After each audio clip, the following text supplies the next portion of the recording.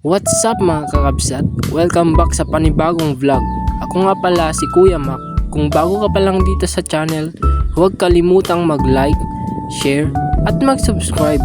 Tara, chikahan lang tayo ngayon.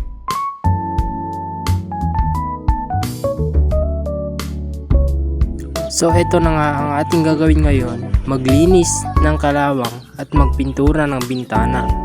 Tara, simulan na natin. At ikwento ko sa inyo kung paano ako nagsimula sa trabahong ito. Lumaki kaming kapos sa buhay. May mga araw na ang iniisip namin ay kung saan kukuha ng pambili ng bigas at ulam. Kaya habang bata pa lang ako, sinabi ko na sa sarili ko na kailangan kong tumulong sa magulang ko. Noong 2019 kakabsat, nagsimula na ako magtrabaho. Hindi ako namili ng trabaho basta marangal. Naranasan ko mag-construction, gumawa ng upuan, mesa at kulungan ng manok. Kahit mabigat, nakapagod, kinaya ko dahil alam kong bawat pisong kinikita ko ay pandagdag sa pambili namin ng pagkain. Naranasan ko rin kakabsat pakigapas ng palay. Grabe ang init ng araw, pero wala akong oras na reklamo. Kapag alam mong may pamilya kang gustong tulungan, ang bawat butil lang palay na inaani namin ay may katumbas na pagkain sa hapag. Hindi naging madali ang lahat, maraming beses akong napagod at gustong sumuko. Pero kapag naisip ko ang pamilya ko, bumabalik ang lakas ko para lumaban ulit. Nagsimula lang ang lahat na ito nung sinubukan kong sumali sa dole o tupad. Yung sinahod ko dun kakabsat ay pinambili ko ng materyales at hanggang sa unti-unti na naming natatapos ang pagbuo namin dito sa aming bahay. Kaya nagsunod-sunod na ang biyaya na ibinigay ng Panginoon sa amin. Isa na dun ang natanggap kaming lahat sa trabaho. Kaya napag-isipan naming mag-ipon ng mag-ipon para may pangdagdag lang sa budget para sa pinapatayo naming bahay. Kaya sa tuwing titignan ko ang bahay namin ngayon, hindi ko lang nakikita ang mga hollow blocks at semento. Nakikita ko ang lahat ng pawis, pagod at pangarap na unti-unting nagiging realidad. Realidad na mas lalo ko pang sisipagan para matapos na tong pinapangarap naming munting tahanan. Kaya sa mga batang may pangarap, ito lang masasabi ko sa inyo. Kakabsat, nagrigat di awan pinagadalan na. Isungada kayo, agadal kayo nga na imbag. Tasi kayo mit lang ti makinabang ita. Hindi ko man natuloy ang pangarap kong makapag-aaral sa college. Nagpapasalamat pa din ako sa Panginoon dahil minulat niya ako dito sa buhay kung saan ako ngayon.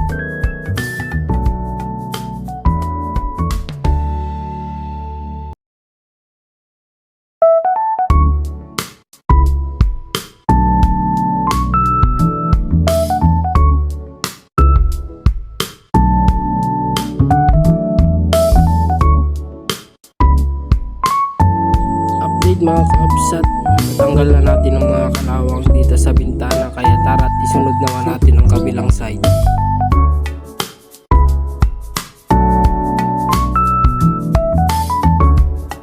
Dito nga ay sinubukan nating buksan ang mga bintana para malinisan ng maayos, pero kinailangan pa nating lagyan ng use all ang isang salamin nito para mabuksan lang at nilaro-laro ko lang ito para mas lumambot ang tumigas na kalawang. Kailangan pala natin gawin ito ang pagkiskis sa mga kalawang para mapinturahan at para malagyan na ni Papa ng semento ang gilid nito.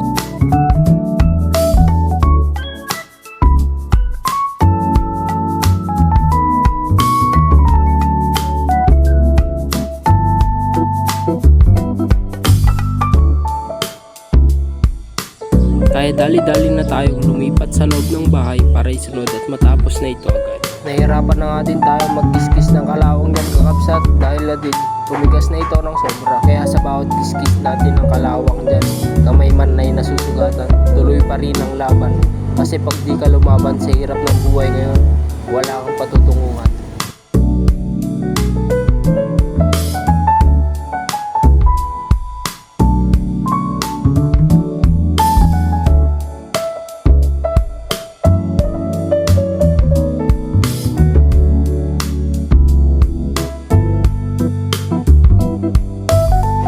Sa oras nga na ito mga kakabsat, ay bigla na nga lang bumuhos ang malakas na ulan. At kaya naman, nung tumigil na ang ulan, ay sinimulan ko na ang pagtimpla ng pintura gamit ang red oxide primer. kailangan pala nating pinturahan ng bakal dahil kinain na ito ng kalawang. At kung gusto nyo pa itong tumagal at tumibay, ay pinturahan nyo na agad. So, konting kaalaman lang mga kakabsat.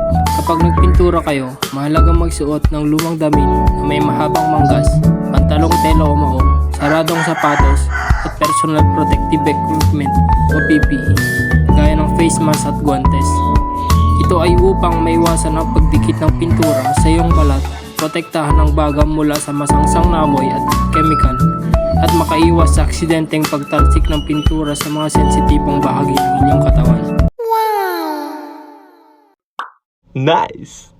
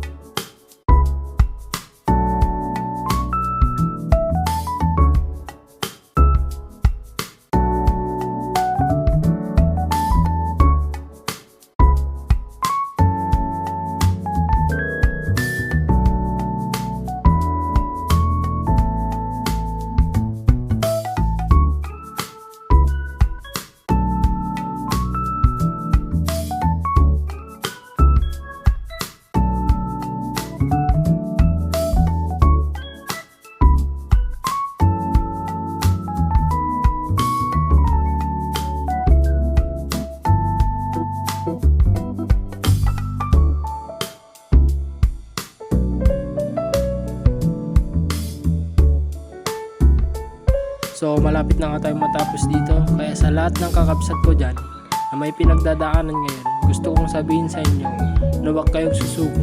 Hindi mahalaga kung saan ka nagsimula.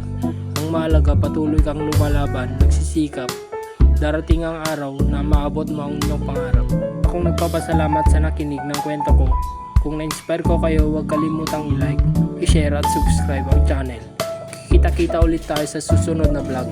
Hanggang dito na lang, mga kakabsat, ingat palagi, God bless at peace.